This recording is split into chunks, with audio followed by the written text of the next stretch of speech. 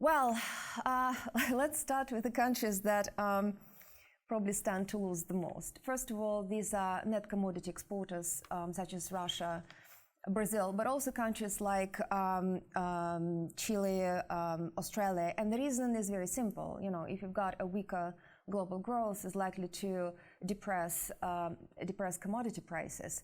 Now, another group of countries which also stands to lose from kind of general weakness in import demand in both China and the US are Sweden, Germany, the Czech Republic. So these are kind of the losers.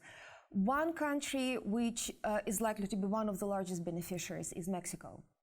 And this is because Mexico is often number two or number three kind of largest supplier of the same goods that China exports to the US.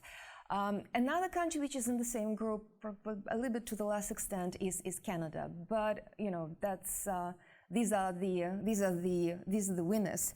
And kind of one thing that I would like to emphasize when we talk about tariffs and winners and losers.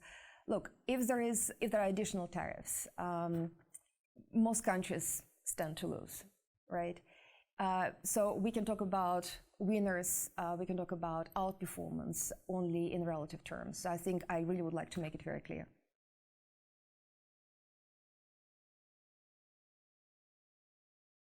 The impact varies depending on the country.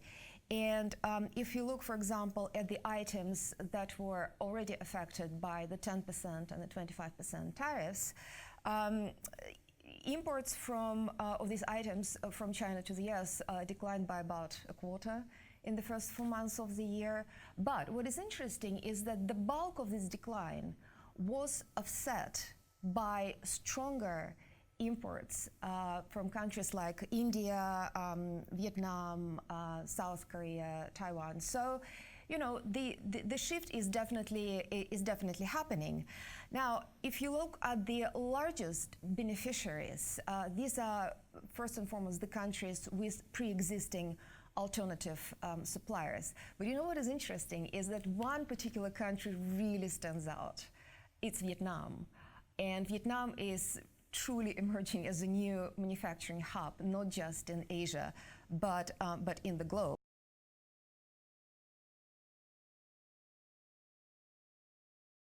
So the potential is clearly there. And I think, you know, this shift in supply chains is likely to be much more pronounced if additional tariffs is announced.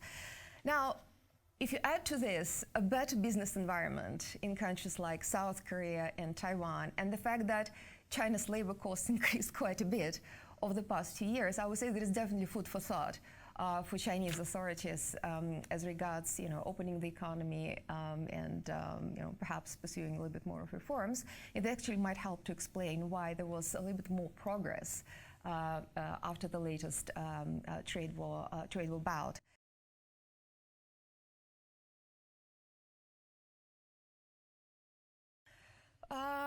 Well, the geopolitical element is definitely there. You know, we are talking about strategic rivalries. We are talking about China's as a rising power, trying to figure out what its place in the world, what kind of world power it's going to be, what is in its interests and what is not, and how this might affect interests of other countries. You know, an important element of this is technological competition. Well, after all, we are living in the era of the fourth industrial revolution. And, you know, if you think about China's establishing strong economic links with other parts of the world, this is almost like a natural seeding ground for China's indigenous technologies. Perhaps not immediately, but definitely in the future. And, you know, one question you want to ask yourself is whether at some point these technologies might decouple from US-based systems. Now, as regards kind of purely economic agenda, one interesting aspect to consider is whether the competition between China and the US is a test of which of these two systems provides a more efficient allocation of capital, right? In the US, we kind of get used to the fact that it's freely functioning financial markets, which is the main medium. In China, the central planning aspect is much more prevalent.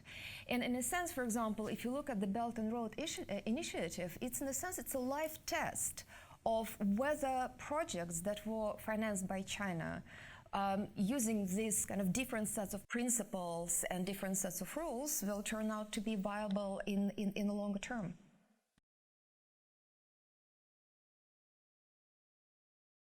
Well, if you want to talk about, let's say, longer-term economic implications, two things I think are worth mentioning.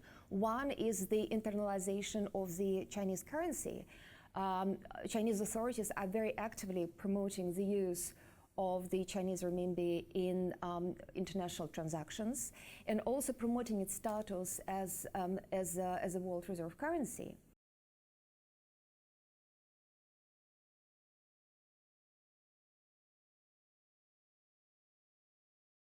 Another aspect is, if you look at the competition between the US and China, the question is how this will affect China's ability to deal with its internal imbalances, because, well, China became rich, but at a cost. And one of the biggest costs is the level of debt. According to various estimates, debt to GDP ratio in China is between 250 to 290%. So if we think that after whatever trade deal is signed, there will be additional tensions and this will affect China's growth, well, this will undermine prior assumptions that China might grow its way out of debt, right? That might no longer be the case, in which case China's vulnerability to hard landing will increase.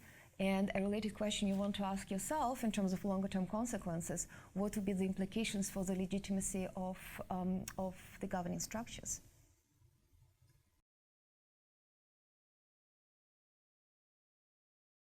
We look at many of these topics, specifically structural changes in the Chinese economy in our blog, which is called How is China Doing? So if you have a couple of minutes, feel free to look at it on our website.